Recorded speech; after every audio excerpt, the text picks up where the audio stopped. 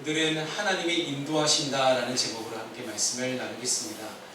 오늘 함께 우리 함께 읽은 이 시편 23편은 굉장히 유명한 말씀이고 여러분들이 많이 어렸을 때부터 암송하셨던 그런 말씀입니다.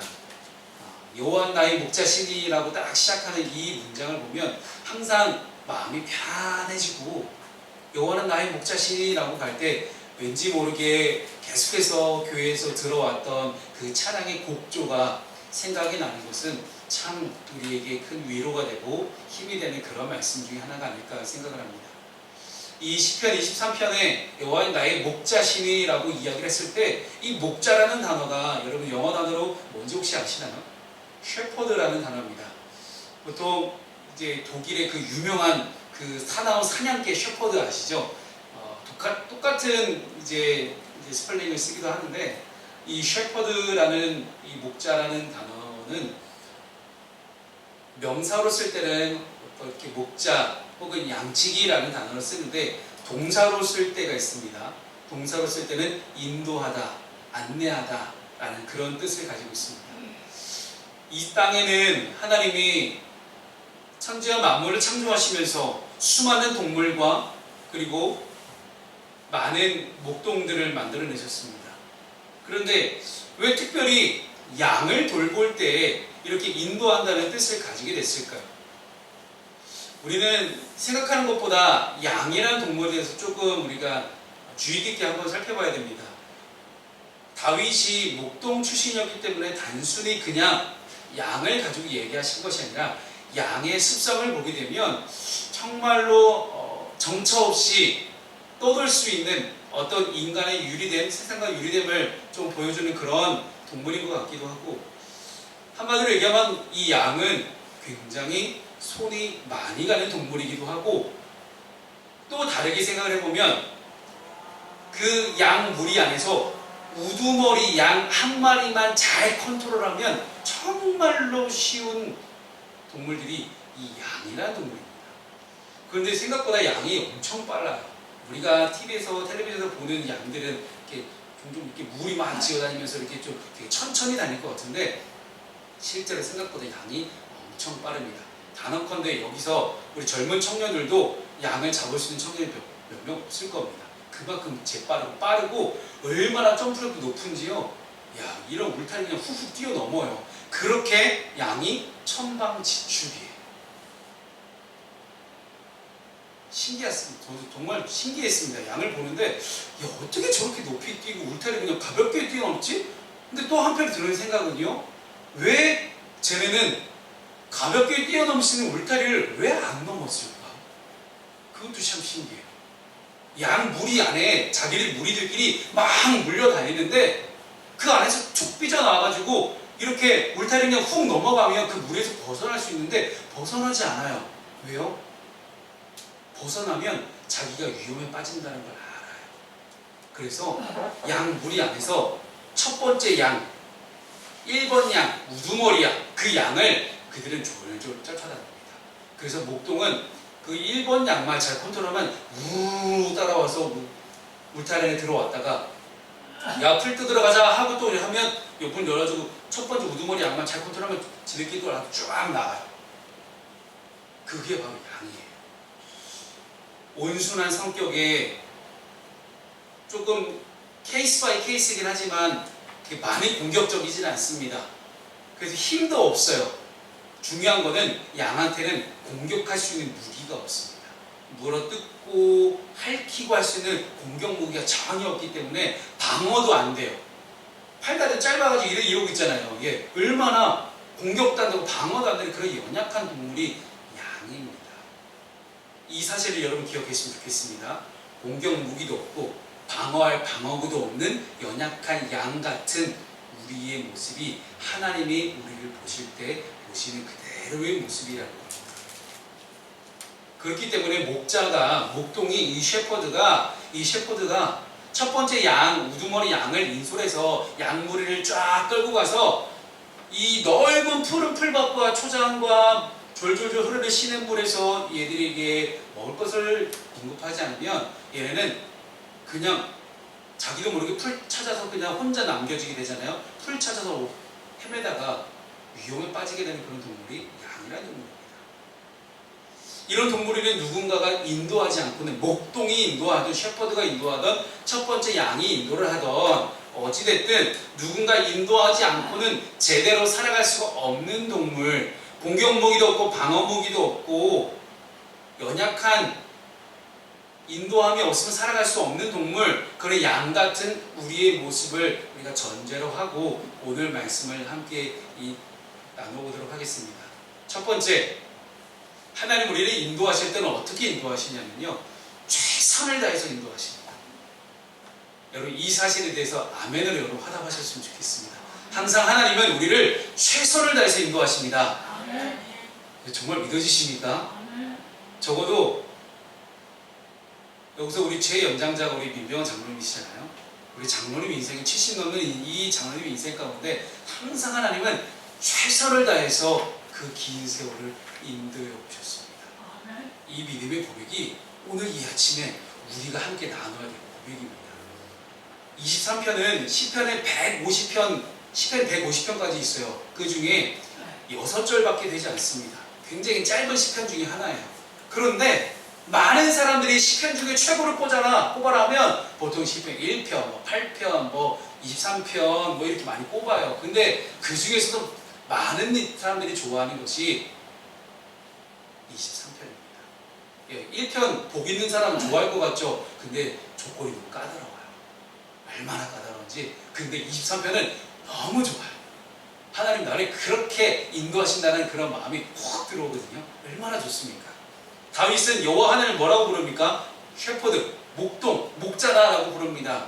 목자로 부르면서 자신이 하나님의 보호하심 아래에 있는 양이다라고 자기를 낮추고 있어요. 가장 강대국 이스라엘의 왕이었어요. 근데 자신을 철저하게 낮추는 다윗의 모습을 우리는 보게 됩니다. 다윗은 어려서부터 목동 일을 했습니다. 양에게 목자가 어떤 의미인지에 대해서 그는 누구보다 잘 알고 있습니다. 비록 지금 자신은 왕이 되었지만 다른 누구보다 권력의 정점에 서 있지만 하나님 앞에서는 한낱 공격무기였고 방어무기였고 정처 없이 떠들 수도 있고 제대로 자기가 먹을 걸 찾아 먹을 수도 없는 그런 양 같은 존재라는 것을 그는 인정하고 있다는 사실입니다. 오늘 이 아침에 우리가 몇 가지를 인정하며 나아갈 텐데요. 그 중에 첫 번째 우리가 인정할 것은요, 우리는 그렇게 한낱 힘없는 양이다 라는 것을 우리가 인정했으면 좋겠습니다. 우리는 시편 23편에서 목자 되신 하나님이 하시는 일과 양이 된 우리의 상태를 발견하게 됩니다. 그리고 마침내 우리가 왜 주님의 인도를 따르게 되는지를 우리는 알 수 있게 됩니다. 그것은 목자 되신 하나님이 최선을 다해서 우리를 양들을 돌보고 계신다는 거예요. 가장 좋은 먹이가 있는 푸른 풀밭에 눕게 하시고 잔잔한 물가로 이끌어서 우리를 마시게 하시고 지친 영혼의 생기를 얻게 하시고 목자 되신 주님의 이름에 걸맞게 우리를 의로운 길로 인도하신다라고 오늘 성경은 기록합니다. 그럼에도 불구하고 우리는 때때로 우리 뜻대로 길을 갈 때가 있습니다. 어리숙한 양처럼, 무리를 떠난 양처럼 첫 번째 양이 가고 있는 것을 미처 알아보지 못하고 자기 혼자 멍하니 있다가 자기 혼자 더 좋은 먹을 거 있나 한번 찾아보려고 내가 찾으면 더 좋은 풀을 찾을 수 있을 텐데 하면서 자꾸 무리를 벗어나서 어딘가 떠돌고 있는 우리를 발견했을 경우에 그렇게 위험한 길을 가게 되는 경우에도 목자 되신 주님은 우리를 포기하지 않으시고 뭘요? 목자가 강한 막대기와 지팡이로 우리를 보호하신다는 거예요. 보호하신다. 그뿐 아니라 우리의 원수들이 보란듯이 우리 앞에 잔치를 베풀어 주시고 나를 존귀하게 여겨주신다는 말씀을 오늘 우리에게 해주고 있습니다. 의로운 자들이 주님의 선하심과 이런 의로우심을 따르는 것 당연한 것이 아닙니까? 주님이 우리를 그렇게 최선을 다해서 우리를 인도하고 계십니다. 중요한 사실 한 가지만 우리가 기억했으면 좋겠습니다. 하나님은 항상 우리에게 최선을 다하고 계십니다. 그런데 여러분은 하나님께 얼마나 최선을 다하고 계십니까? 하나님 우리를 인도하신 가운데 있는데 두 번째는 하나님 우리를 최선을 다해서 인도하셨고 두 번째는 부족함 없이 인도하신다는 사실이에요. 양은 보호가 필요한 동물이라고 말씀드렸습니다. 이 양은 보호해주는 목자가 없으면 맹수의 표적이 되어서 위험에 빠지게 됩니다. 절대적인 보호만 필요한 존재가 양이에요. 공격무기, 방어무기 아무것도 없습니다. 목자의 보호가 없는 양은 길을 잃어버립니다. 맹수의 먹이가 되겠죠. 어디로 갈지 몰라서 그냥 정처 없이 길을 방황하고 있는 한 마리의 양을 우리는 보게 됩니다. 그렇기 때문에 그런 양에게는 가야 할 길을 알려주는 목자가 필요합니다. 목자는 절대로 양을 험하게 몰지 않아요. 양이 가야 할 곳을 정확하게 알고 그 양을 푸른 풀밭과 또한 쉴만한 물가로 인도하십니다. 근데 이 다윗이 하나님 뭐라고 고백합니까? 나의 목자, 여호와는 나의 목자다라고 고백하죠. 다윗은 양을 치던 목동 시절을 생각하면서 양에게 목자가 얼마나 중요한 존재인지도 분명히 알고 있었습니다. 목자가 어떻게 하느냐에 따라서 양의 형편이 이렇게 달라질 수 있구나라는 것을 그는 알고 있었습니다. 양은 그저 아무 말 없이 목자가 이끄는 대로만 따라갑니다. 그리고 목자가 보호해 주지 않으면 어떤 맹수의 공격을 받아서 생명을 잃어버릴 수도 있습니다. 그래서 목자는 항상 양을 생각해야 됩니다. 양이 어디에 있는지, 무엇을 하고 있는지 늘 지켜보고 있어요. 양의 형편과 처지를 살펴보게 되죠. 양의 가장 안전한 공간이 어디 있는지, 양에게 어디가 가장 위험한 공간인지 그는 알고 있다는 거예요. 지난주 금요일 날 저희 청년들과 이제 너나들이 청년들과 청소년들 봉사자들을 모집해서 상록수역 광장으로 나갔습니다. 그래서 상록수역 앞에서 이제 설문조사 리서치도 하고, 그리고 이제 간단한 이제 유해환경, 청소년 유해환경 아웃이라고 써져 있는 배지하고 전자파차단 스티커 이 두 가지를 이제 시민들에게 나눠드리면서 리서치를 부탁을 했어요. 두 가지 질문이었습니다. 첫 번째 판단에는 청소년에게 안전하지 않을 것 같은 공간은 어디라고 생각하십니까? 라는 것을 적어서 붙여주시는 거고요. 두 번째 질문은 청소년에게 안전할 것 같은 공간은 어디냐라는 거예요. 양은 항상 살펴봅니다. 아니, 목자는 항상 살펴봅니다. 양에게 어느 곳이 안전한 곳이고 어느 곳이 안전하지 않은 곳인지에 대해서. 하나님 우리의 목자가 되십니다. 그리고 하나님의 인도를 따를 때 우리는 가장 안전합니다. 내가 안전을 책임질 필요가 없어요. 청소년들이 스스로 자기 안전을 담보할 수 없듯이 어른들이 그 안전을 책임져 줘야 되듯이 목자가 양의 안전을 스스로 책임질 수 있어야 된다는 사실이요. 그런데 우리 하나님은 목자가 되셔서 끊임없이 우리를 안전하게, 가장 안전하게 우리를 보호하십니다. 그렇다는 것은 양은 목자에게 붙어 있을 때에 비로소 안전할 수 있다는 이야기예요. 하나님의 인도를 따를 때에 부족함 없이 공급함을 받게 된다는 사실이에요. 양이 된 우리는 목자 되신 하나님을 절대적으로 의지하고 따라가야 됩니다. 출애굽기를 한번 살펴보겠습니다. 이스라엘 백성이 가나안 땅으로 가기 위해서 이제 광야로 들어섭니다. 그들의 처지는 어떤 무서운 광야에, 무서운 사막에 혼자 놓인 양과 같았어요. 나라도 없죠, 시스템도 없죠, 제도도 없죠, 법도 없죠, 먹을 것도 없고 마실 것도 없고 물도 없고 어디로 가야 될지도 모르겠고, 낮이면 엄청나게 내리쬐는 태양과 밤이면 엄청난 추위와 어찌할지 모르는 이 추움하며 어디서 쉬어야 될까를 고민합니다. 이스라엘의 백성의 광야는 절대적으로 안전하지 않은 곳이었어요. 척박한 땅이고 위험한 장소였습니다. 그런데 그런 이스라엘에게 하나님이 이스라엘의 목자가 되어주셨습니다. 그들이 어디로 가야 할지 방향을 분명하게 가나안 땅이라고 정해주십니다. 그리고 낮에는 구름 기둥으로 인도하시고 밤에는 불 기둥으로 인도하십니다. 뜨거운 태양과 추위로부터 보호하시기 위해 텐트를 마련해 주시고 그 텐트의 모든 규격들을 다 알려주셨습니다. 광야에 도살하는 수많은 위험과 대적의 침입으로부터 이스라엘을 지켜주십니다. 그리고 날마다 안식일을 제외하고 하늘에서 만나와 메추라기가 매일 내립니다. 반석을 쳐서 물이 나오게 하셔서 마실 것을 공급하십니다.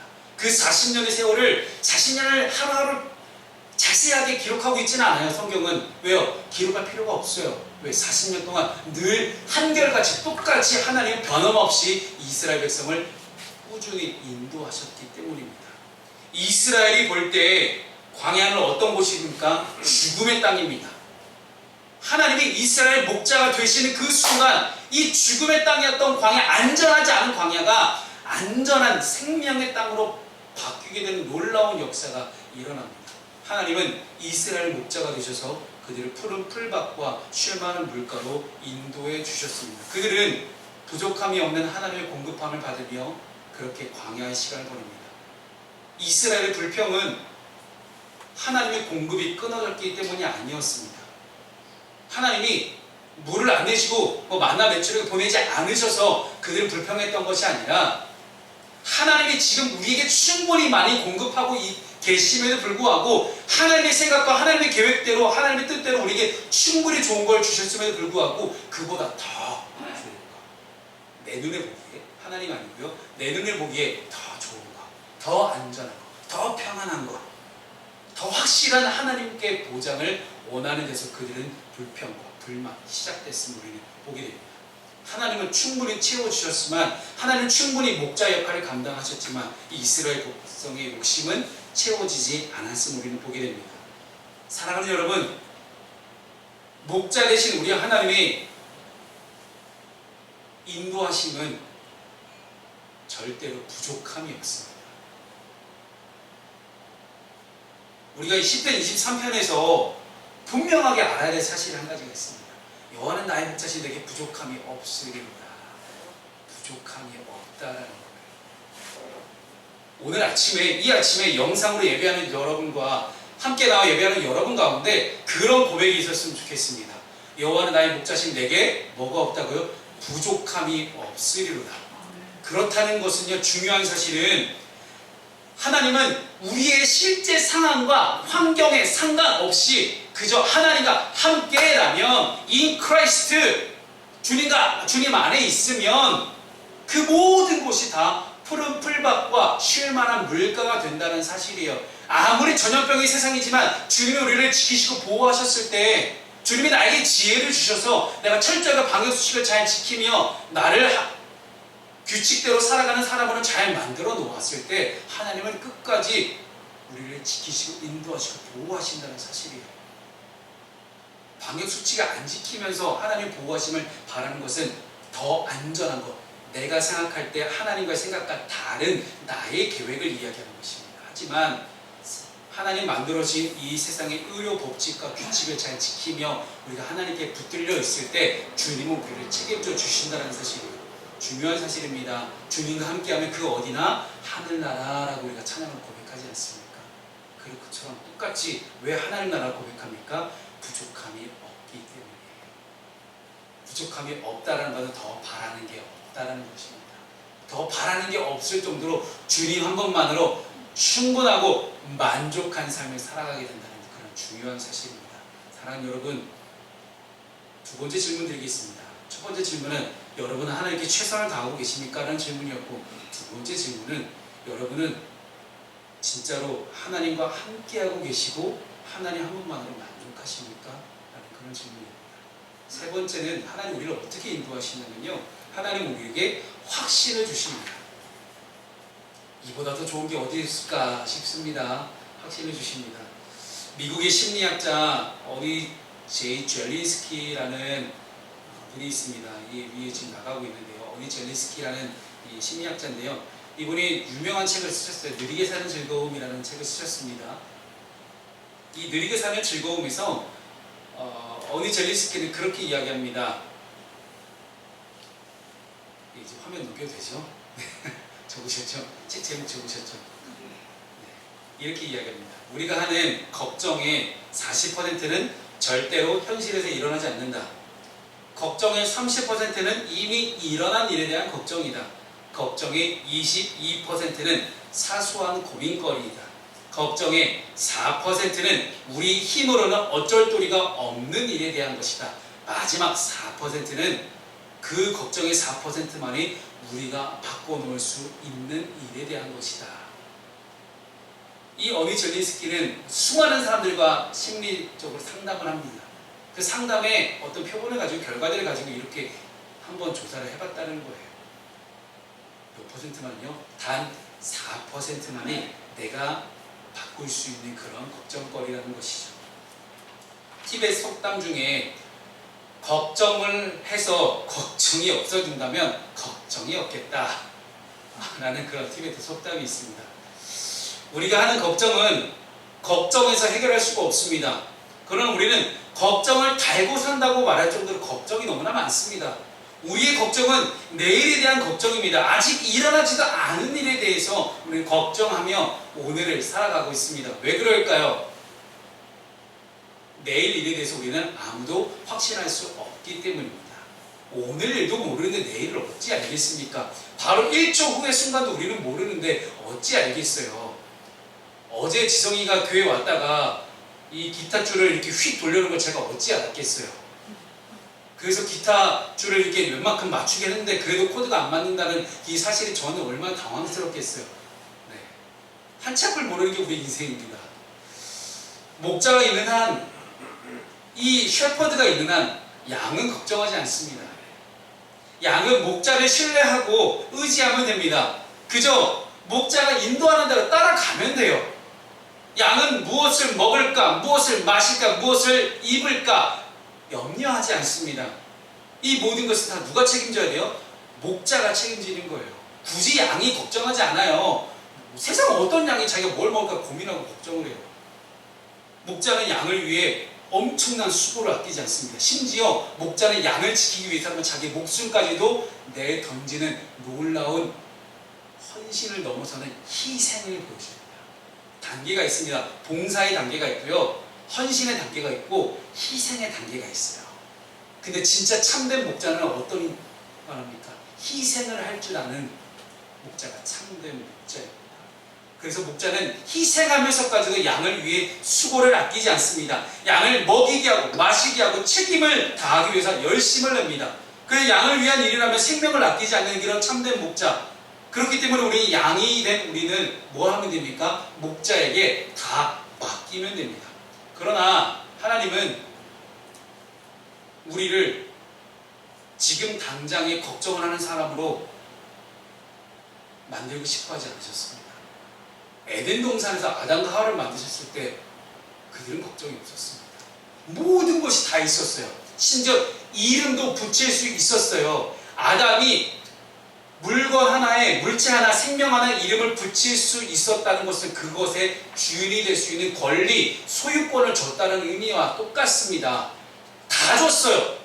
딱 하나, 동산 중앙에 있는 나무의 열매만, 생명을 알게 하는 나무의 열매만 제발 먹지 마라. 그걸 먹는다면 네가 죽는다. 그것이 하나님과 인간의 절대적인 차이다. 분명한 하나님과 인간의 차이를 만들어내셨는데 인간이 그것을 넘어서고 싶은 마음이 생기기 시작했어요. 이미 다 있는데 충분하다고 생각하지 않고 자꾸만 뭔가 욕심으로 바라고 나가고 싶어하니 그것이 우리에게는 악이 되고 우리에게는 죄가 되었습니다. 하나님은 우리를 완전하게 인도하신다는 확신 속에 있기를 주님의 이름으로 축원합니다. 하나님의 인도는 우리가 원수 앞에 있어도 걱정하지 않고 두려워할 필요가 없게 만드십니다.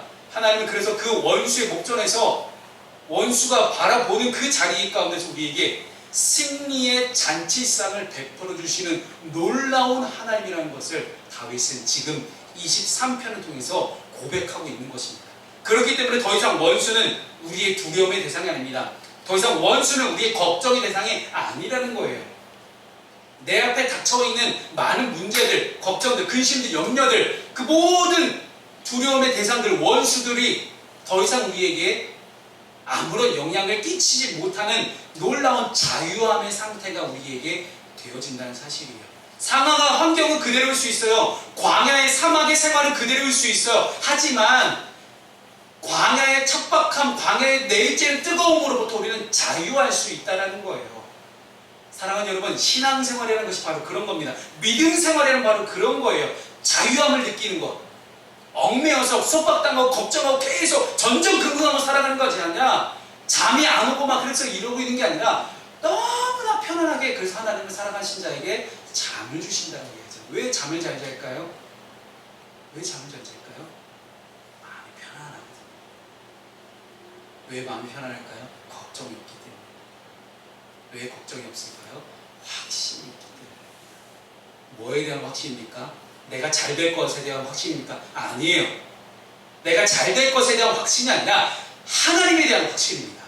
우리는 내가 잘 될 수 있을 것이다라는 확신을 우리는 버릴 수 있어야 돼요. 왜냐하면 내가 잘 되기 위해서 내가 스스로 노력을 하거든요. 그런 것이 아니라 우리는 믿음에 있는 사람들, 그리스도인은, 하나님의 자녀들, 하나님의 성도는 하나님에 대한 확신을 가지고, 하나님이 그 확신을 가진 하나님이 나를 확신을 가지고 인도하신다는 그 확신, 그것이 바로 믿음인 줄로 믿으시기 바랍니다. 우리의 머리에 기름을 부으시고 우리를 극진히 대접해 주신 그 하나님, 이스라엘 백성이 가나안 땅을 가기 위해서 정처 없이 떠났는데 하나님이 인도하셨습니다. 그리고 그들은 결국 젖과 꿀이 흐르는 가나안 땅에 들어갔어요. 실제 가나안 땅에 젖과 꿀이 흐르나요? 안 흘러요. 이스라엘이 얼마나 척박한데 무슨 젖과 꿀이 흘러요? 젖과 꿀이 없어요. 근데 왜 젖과 꿀이가 표현합니까? 푸른 풀밭과 왜 쉴만한 물가라고 표현합니까? 주님이 함께 하시니, 하나님 우리가 확실히 되시니 젖과 꿀이라고 표현을 한 겁니다. 하나님과 함께하면 그 어디나 다 젖과 꿀이 흐른다라고 분명한 믿음의 고백을 가지고, 선포함을 가지고 하나님은 이스라엘 백성들을 인도하셨음을 여러분 믿음으로 고백하셨으면 좋겠습니다. 그래서 모세가 신명기 마지막 자기의 고별 설교에서, 죽음을 앞두고 그 고별 설교에서 그렇게 고백을 합니다. 주님께서 40년 동안 우리를 이 광야 가운데 인도하셨지만 너희 몸이, 너희의 옷이 낡아지지 않았고 너희의 발에 신발이 헤어지지 않았다라고 고백을 합니다. 하나님의 선하심과 인도하심이 있었다는 놀라운 고백입니다. 하나님을 목자로 따르는 사람은 하나님의 선한 인도하심을 받습니다. 완전한 하나님의 인도가 그의 삶을 복된 삶으로 만들어줍니다. 여기서 또 중요한 사실 한 가지가 있습니다. 자, 첫 번째 질문 뭐라고 드렸죠? 여러분 하나님께 최선을 다하고 있습니까? 라는 질문이었어요. 두 번째 질문은 뭐였습니까? 하나님 여러분과 함께하고 계시고, 그리고 또한 하나님 한 분만으로 만족하고 계십니까? 라는 질문이었어요. 마지막 세 번째 질문을 여러분께 드리겠습니다. 여러분 중요한 사실은 확신 있는 사람은 걱정하지 않습니다. 이미 끝난 스포츠 경기를 보면서 마음 졸이며 보는 사람은 아무도 없습니다. 확신 있는 사람은 내일을 걱정하지 않고 목자 대신 하나님을 신뢰하며 따르는 사람입니다. 그래서 세 번째 질문을 여러분께 드리겠습니다. 여러분은 우리 주님께 대한 확신을 가지고 계십니까? 주님은 우리를 확신을 가지고 인도하시는데 여러분은 주님께 대한 확신이 있느냐는 말입니다. 우리의 목자 되신 하나님 우리를 인도하셨습니다. 우리는 양같이 공격목이 방어목이 없는 그런 연약한 존재지만 목자 되신 하나님은 우리를 먹이시고 입히시고 우리를 인도하셨습니다. 안전하게 인도하셔서 가나안 땅이라는 하나님의 나라라는 그런 집으로 들어가게 하십니다. 하나님 우리를 집으로 들어가게 하신다는 놀라운 확신이 있으십니까? 우리를 하나님의 나라로 반드시 인도하실 것에 대한 분명한 확신이 있으십니까? 그 믿음의 고백이 있다면 저와 여러분은 이미 구원받은 존재들입니다. 말씀을 정리합니다. 주님이 우리를 어떻게 인도하시는지를 세 가지 선포와 세 가지 질문을 드렸습니다. 세 가지 선포와 이 세 가지 선포는 여러분의 믿음의 고백으로 선포했으면 좋겠습니다. 그리고 한 주간 추석 명절을 지내시는 동안 여러분은 그 세 가지 질문에 대한 답을 하셔야 됩니다. 하나님께 최선을 다하고 있는지, 주님 한 번만으로 만족하고 있는지, 하나님께 대한 확신을 가지고 있는지, 이 세 가지 질문에 대한 분명한 대답을 가지고 우리가 다음 주에 또 함께 힘차게 만났으면 좋겠습니다. 함께 파송 찬양하겠습니다.